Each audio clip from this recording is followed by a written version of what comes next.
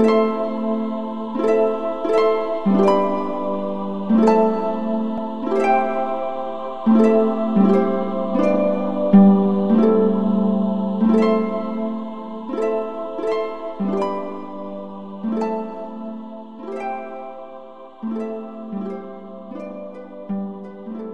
Wyre Forest is one of the largest areas of ancient semi-natural oak woodland in Britain.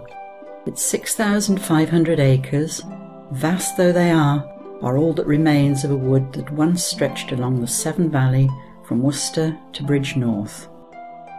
The forest and its surrounding area has shaped the lives of its residents, and the following interviews offer us a brief snapshot into the lives of the people of the Wyre.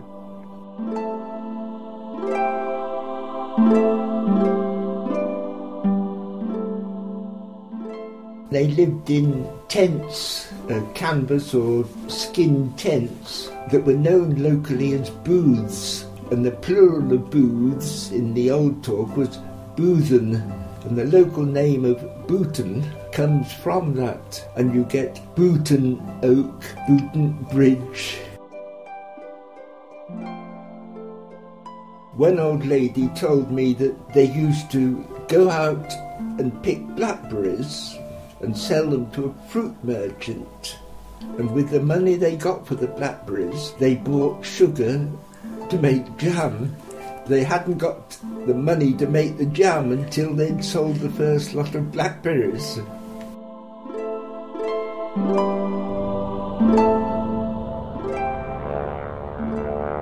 The Germans dropped the bomb. It was very near the station at Wyre Forest, and I think they dropped 3 more by Clibry, and it killed 2 lads there. They got playing around with the bomb, where he dropped the bomb, and the detonator went off and blowed him straight up in the air, and then buried in Clibry Minor Church.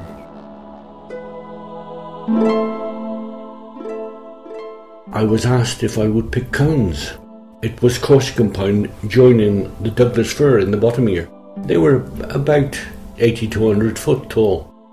And I went down to the Forest of Dean and was trained with a tree bicycle. It was a piece of stainless steel on both feet.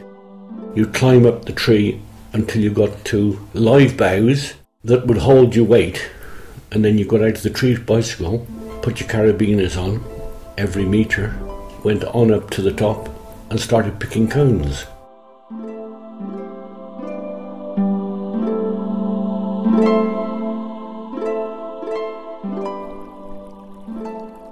Some of the fishermen have been fishing down the bottom of Settley Wood at Folly Point in the past, perhaps 30, 40 years ago, and they've actually seen fallowbooks swimming across the River Severn by Trimpley Reservoir, and even before Trimpley Reservoir was there, I've heard stories of fallowbooks swimming across there. There's an old sort of ford there, and it seems to be a favourite place for the deer to cross. I was on the way back home about 10 o'clock in the morning. I was climbing this steep bank above Badeney Brook, called Breakneck Bank. It's very, very aptly named because it's almost vertical in places, and in the bracken in front of me I could see the bracken waving about, and I could see this fallow doe moving about in a strange manner really. I watched her give birth to this little fawn.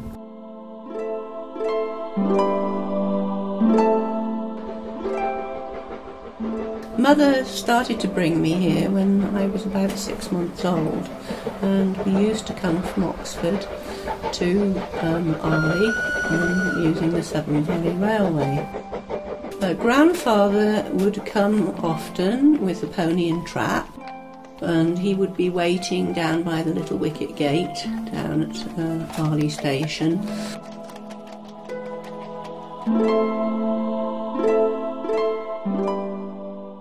Dan Smith, he who lived early 1900s, he would walk to Highley to be at the pit for 6 o'clock, and if you were there at half a minute past 6 you were sent home again.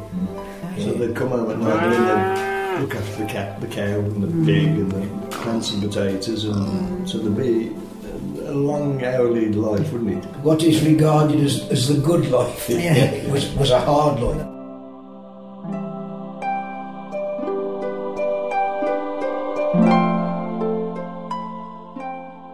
If his mum, if she was pushed for time, which nearly always was, then the only thing you could drink before going to school was cider.